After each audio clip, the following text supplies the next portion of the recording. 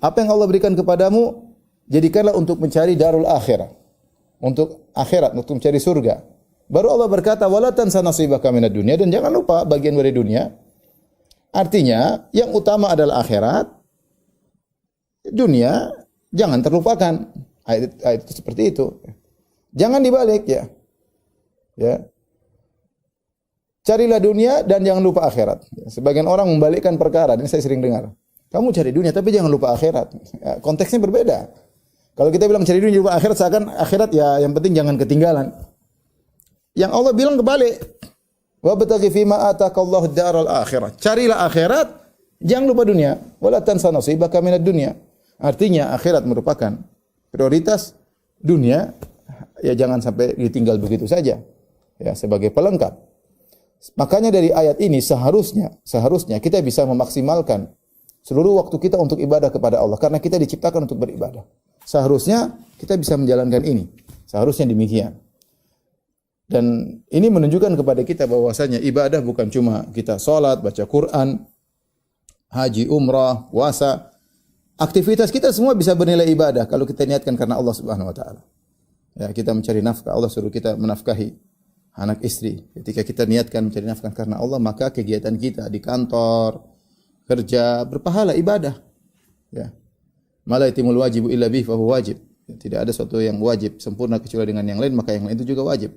Kamu tidak bisa menjalankan kewajibanmu menafkahi anak istri kecuali dengan bekerja, berarti bekerja juga hukumnya wajib. Tatkala bekerja hukumnya wajib, berarti berpahala atau tidak? Berpahala.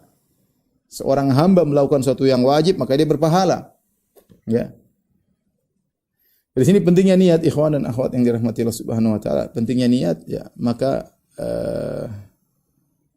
kita niatkan kegiatan kita karena Allah, maka semuanya berpahala. Sehingga waktu kita seluruhnya berkah. Ya. Maksud saya kalau mau beribadah bukan harus jadi ustaz, tidak jadi ustaz, tidak harus jadi ahli ibadah. Dalam arti ibadah mahdhah yaitu salat, baca Quran saja enggak. Banyak kegiatan yang bernilai ibadah di sisi Allah Subhanahu. Allah buka pintu ibadah banyak. Ya, banyak ya. Seorang wanita di rumah ya. Seorang wanita di rumah, apa tugasnya? Taat kepada suami ya. Segala sesuatu yang mengantarkan dia kepada ketaatan semuanya berpahala. Segala perkara yang dia lakukan yang menunjukkan ketaatan dia kepada suami, maka semuanya berpahala. Sampai Allah mengatakan waqarna fi buyutikunna. Hendaknya kalian menetap di rumah-rumah kalian, sampai sebagian ulama mengatakan, kalau tidak salah Al-Qurtubi, dia nukil dari seorang ulama yang lain, bahwasanya qararahunna fil baiti ibadah, bahwasanya para wanita menetapnya mereka di rumah saja ibadah. Ya. Karena itu konsekuensi dari taat kepada suami. Ya, kalau wanita terus keluar rumah, suaminya pulang enggak ketemu istrinya, maka ya berarti dia tidak mendapatkan pelayanan dari istrinya. Ini saya ingatkan kepada diri saya pribadi dan juga antum sekalian. Ingat, Allah ciptakan kita ini, wa ma khalaqtul jinna wal insa illa liya'budun. Tidaklah aku ciptakan jin dan manusia kecuali untuk beribadah kepadaku. Seharusnya hidup kita ini untuk ibadah. Seharusnya demikian ya.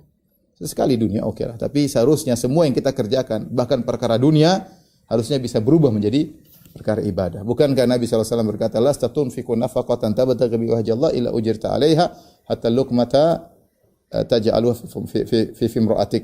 Tidaklah kau menginfakkan apapun, kau mengharap wajah Allah, niatnya karena Allah, kecuali kau dapat pahala sampai suapan yang kau suapkan ke mulut istrimu. Nah, kalau seorang lelaki memberi makan kepada istrinya dalam kondisi mesra, menyuapkan makanan ke mulut istrinya saja dapat pahala. Ya, padahal ini adalah puncak kemesraan ya. Karena tidaklah seorang laki menyuap istrinya kecuali lagi mesra. Kalau lagi bertengkar enggak mungkin menyuap istrinya, ya. Mungkin ngelempar istrinya kalau lagi bertengkar. Ini lagi mesra, makanya suap-suapan ya. Makanya kita pun jarang seperti itu, menyuap istri jarang ya. Mungkin sesekali ya.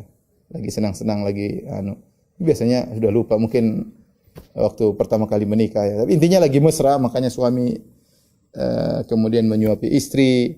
Ini pun bernilai ibadah kalau kita niat karena Allah Subhanahu wa taala. Jangankan ini, yang lebih mesra daripada ini. Kata Nabi, wa fi buti ahadikum sadaqah. Engkau menggauli istrimu sedekah. Jadi, kita harus tahu, kita rubah mindset cara berpikir kita bahwasanya kita ini diciptakan untuk ibadah. Maka jadikanlah segala aktivitas kita duduk, kita ngobrol sama istri, kita ngobrol sama anak-anak, kita ngajak mereka jalan-jalan, niatkan semuanya karena Allah. Kita keluar ke kantor, sibuk di kantor, mikir, semuanya niatkan karena Allah. Karena kita begini untuk cari kasih nafkah ya. Kasih nafkah, semuanya agar tidak ada waktu kita yang sia-sia. Sehingga jadilah waktu kita seluruhnya untuk beribadah kepada Allah Subhanahu wa taala.